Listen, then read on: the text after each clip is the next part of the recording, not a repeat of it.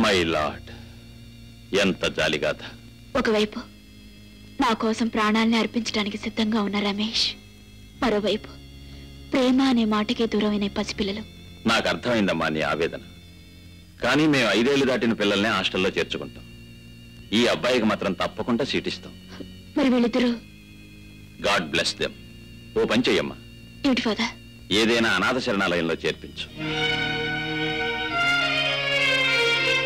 Thank you for you suggestion. నేను బ్రతికుండగా నా అన్నయ్య పిల్లలు అనాథలు కారు. వీళ్ళకి ఆ గతి పట్టనివ్వను.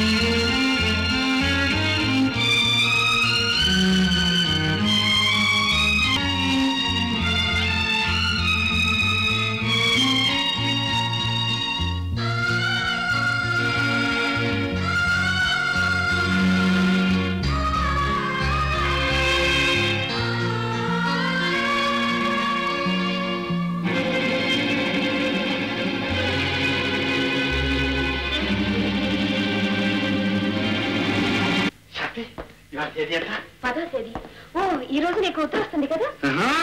అది నీకు బాగా జ్ఞాపకం ఉంది. నేనెలా మర్చిపోగలను బావా? శాంతి, నా మీద నీకు ఎంత శ్రద్ధ. అది కూడా నీకు తెలుస్తోందా బావా? అబ్బా ఏమిటి శాంతి ఇది? ఇవాళ ఇంకా పోస్ట్ మ్యాన్ రాలేది? అతను 9 గంటలకు వచ్చేది. ఇంకా అరగంట టైం ఉంది. 9 గంటలకు కరెక్ట్గా వస్తాడంట. ఈ రోజు పోస్టల్ స్ట్రైక్ గానీ రైల్వే స్ట్రైక్ గానీ ఏమీ లేదు. ఖచ్చితంగా వస్తాడు. టిఫిన్ ఉత్తరం వస్తే కానీ టిఫిన్ తిన్నాను. నాన్న కిందే కూర్చున్నాడు. నువ్వు వెళ్ళి నాన్నకి తెలియకుండా పోస్ట్ మ్యాన్ దగ్గర నుంచి ఉత్తరం తీసుకుని ఇస్తా.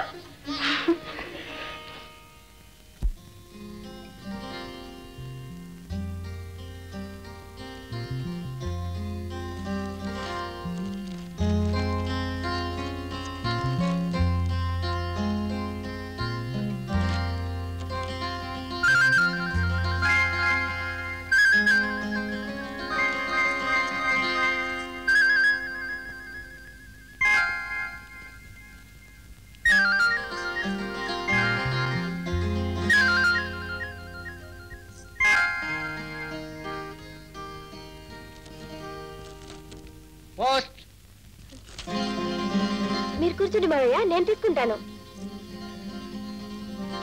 రాఘవయ్య గారిదండి.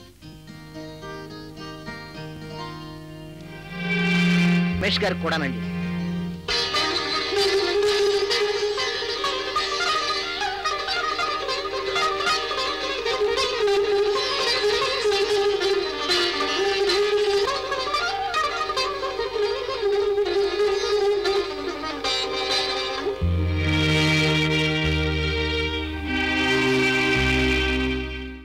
ఏమిటి బావా? శాంతి, ఈ ఉత్తరం చదువు శాంతి.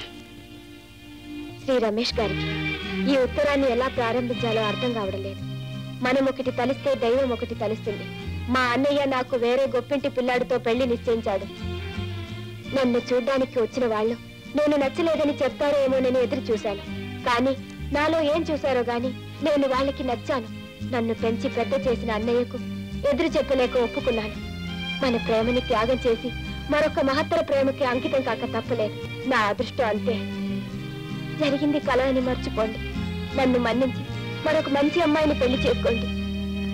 ఇట్లు అభాగ్యురాలు రూప.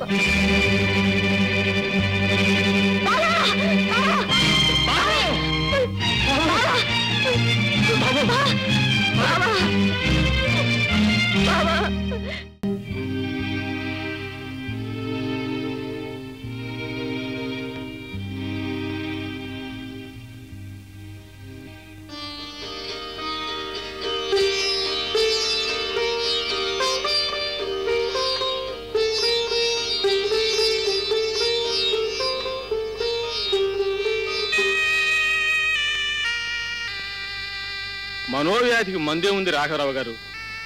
డాక్టర్ ఎన్ని మందులు ఇచ్చినా రోగి జీవించాలనే ఆశను పెంచుకోకపోతే ప్రయోజనం ఉండదు. మీ అబ్బాయి కావాలనే చావు కోరుకుంటున్నాడు. అతనికి మందుల కన్నా మనశ్శాంతి కావాలి.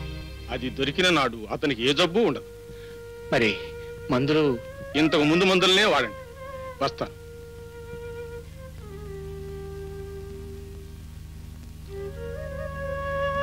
అమ్మా, అబ్బాయి దగ్గర నేను ఉంటా గాని నువ్వు వెళ్ళి కాస్త భోజనం చేసి విశ్రాంతి తీసుకోమ్మా. వెళ్ళి. వద్దు మావయ్య, నేను బావ దగ్గరే ఉంటాను. దయచేసి నన్ను వెళ్ళమని బలవంతం చేయొద్దు. భగవంతుడా, నా ప్రాణానికి ప్రాణమైన వీళ్ళిద్దరూ ఇలా చిత్రహింసలు పడుతూ ఉంటే చూస్తూ ఉండమని నన్ను ఇంకా బ్రతికించావు. నేను ఏం పాపం చేశాను? ఏమిటి మావయ్య ఇది? మాకు ధైర్యం చెప్పవలసిన మీరే ఇలా అయిపోతే ఎలా? బావని నేను చూసుకుంటాను. మీరు వెళ్ళి డాక్టర్ చెప్పిన మందులు తీసుకురండి. వెళ్ళండి మావయ్య.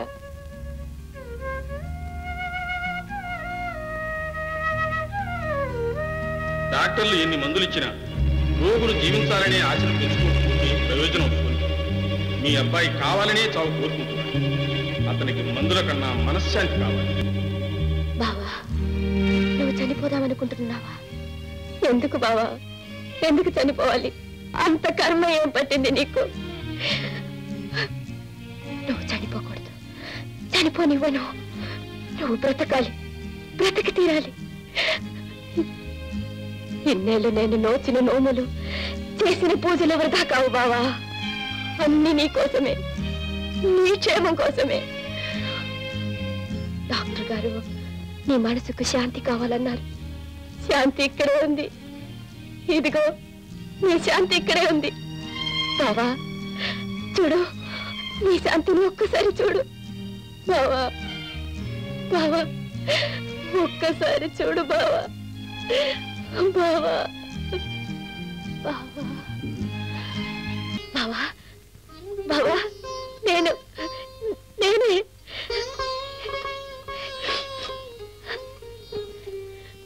నేను బావా, శాంతిని.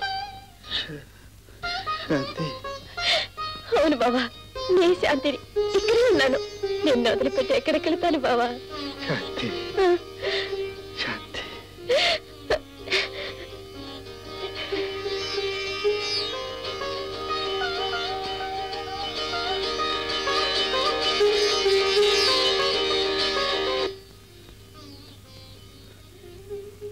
శాంతి, ఏం బావా? ఇవాళ తేదీ ఎంత? డిసెంబర్ 10. 2 నెలలు గడిచిపోయాయి. కాలం అనే మహాప్రవాహంలో యుగాలే గడిచిపోతున్నాయి బావా. ఈ నెలలు సంవత్సరాలు ఒక లెక్క. అదంతా మర్చిపో బావా, లేకపోతే నీ ఆరోగ్యం. భయపడకు శాంతి, మళ్ళీ మైకం వచ్చి పడిపోలే. ఏ విషయంలోనైనా ఆవేదన గాని ఆనందం గాని ఒకే ఒకసారి వస్తుంది. శాంతి, నన్ను ఎందుకు బ్రతికించావు చెప్పు? నీకోసం నా కోసం కాదు బావా, మావయ్య కోసం. అవును బావా, దాదాపు 2 నెలల పాటు తెలివి తప్పి పడి ఉన్న నీకు ఎలా తెలుస్తుంది బావా ఆయన బాధ? ఒక్కగానొక్కడివి. చెట్టంత కొడుకుని చూసుకుని ఆ తండ్రి సంబరపడిపోతుంటే విధి ఓర్వలేకపోయింది. తన కళ్ళ ముందే తన వంశోద్ధారకుడు కుంగిపోతుంటే ఆ తండ్రి ఎంత కన్నీరు కార్చాడో, ఎన్ని దేవుళ్ళకు మూకుకున్నాడో నీకు తెలియదు బావా. మా శాంతి, ఇదిగోనమ్మ మందు. బాబు ఎలా ఉంది? మావయ్య, బావ ఎంత మంచివాడో తెలుసా? మారం చేయకుండా మందులు తీసుకున్నాడు, పచ్చం చేస్తున్నాడు. వారం 10 రోజుల్లో మళ్ళీ మామూలు అవుతాడు. జన్మనిచ్చింది నేనైనా వాడికి మళ్ళీ ప్రాణదానం చేసింది నువ్వే తల్లి. పోండి మావయ్య, మీరు అట్లా నన్ను కోరుతుంటే నాకు సిగ్గేస్తుంది. పిచ్చి తల్లి. మీ ఇద్దరికి ఒక శుభవార్త తెచ్చానమ్మా. ఏంటి మావయ్య? నీకు ఒక సంబంధం కుదిరింది. రేపు శుక్రవారం నాడే పెళ్లి చూపులకు వస్తున్నారు. నా పెళ్లికి ఇప్పుడేం తొందర మావయ్య? శాంతి, నువ్వు నా మాట కాదంటావా తల్లి? అది కాదు మావయ్య, నేనన్నది బావ ఆరోగ్యం ఇంకా ఇలా ఉండగా. నీ పుణ్యాన వాడు కోలుకున్నాడు కదమ్మా. అమ్మా శాంతి, నీ పెళ్లి కుదర్చడం కోసం నేను ఎంత శ్రమ పడ్డానో ఆ భగవంతుడికే తెలుసు. నేను చనిపోయేలోగా నీ పెళ్లి. మావయ్య, మీకు పుణ్యం ఉంటుంది, అంత మాట అనకండి. చూడమ్మా, చూడు, నువ్వైనా నా ఈ ఒక్క కోరిక మన్నించు. ఈ వయసులో నాకు కాస్త మనశ్శాంతి కలిగించు. నా మాట కాదనుకు తల్లి, కాదనుకు. మీ ఇష్టం మావయ్య.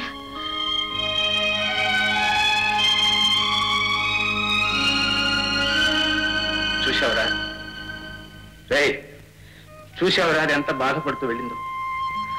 ఆ అమాయకురాలి కలలు, ఆశలు, దాని జీవితమే నాశనం చేశావు కదరా.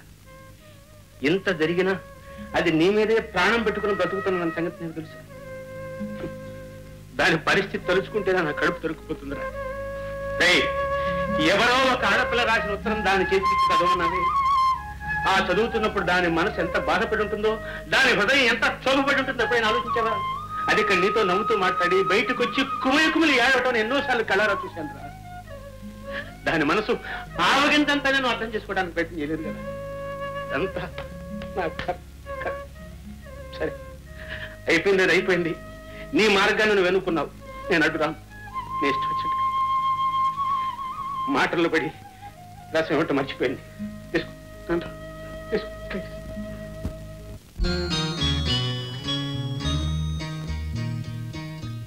రామ్మా, రా.